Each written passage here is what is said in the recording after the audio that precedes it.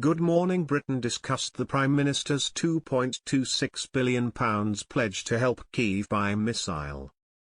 Good Morning Britain's Susanna Reid has blasted Prime Minister Sir Keir Starmer following his controversial £2.26 billion pledge to support Ukraine and end its war with Russia. Speaking to commentators Kevin Maguire and Andrew Pearce, the presenter said, "Can I ask, just for people who are finding out that they're paying almost 5% more for their rail cards and tickets, can I ask how popular all of this is, Kevin, electorally? This is a Labour government. You've already talked about the echoes of the Iraq war pursued by a Labour government did not end well at all. You've got this Labour government that promised it would support working people. We know that fuel bills are going up, despite the fact the manifesto said that we would save £300 on our fuel bills. We now know rail fares are going up." Meanwhile, £1.6 billion of extra support for Ukraine. Obviously no one wants a war, and defence spending sometimes can boost our UK economy, but what does this mean for the person whose bills are going up? Maguire answered, "It was noticeable the Prime Minister went out of his way to say those 5,000 missiles are going to Ukraine, be built in Belfast and create 200 jobs, trying to show there is almost a war dividend in the economy. He will know increased military spending is generally popular." Reid agreed, "Electorally popular, yes."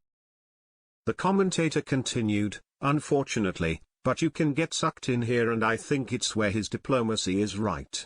I get a bit windy and I wonder, British troops on the ground in Ukraine, they're going to get fired or people are going to die. I really don't think that's the way to go. Support, give arms, support Ukraine, impose economic sanctions. There's all cost to those, but do not put British troops on the ground," Kevin pleaded. Sir Keir's pledge was part of a 4-point plan the Prime Minister unveiled during a meeting with 18 European leaders on Sunday.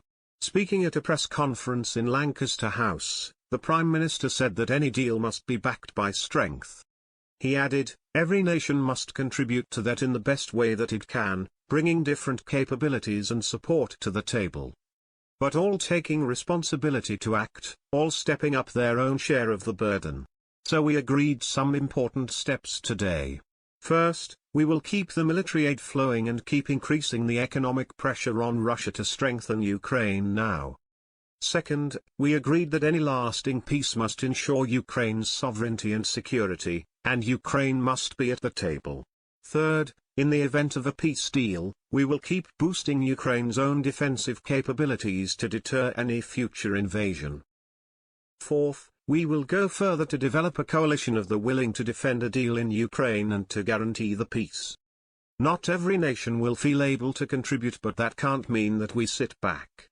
Instead, those willing will intensify planning now with real urgency. The UK is prepared to back this with boots on the ground and planes in the air, together with others. Europe must do the heavy lifting.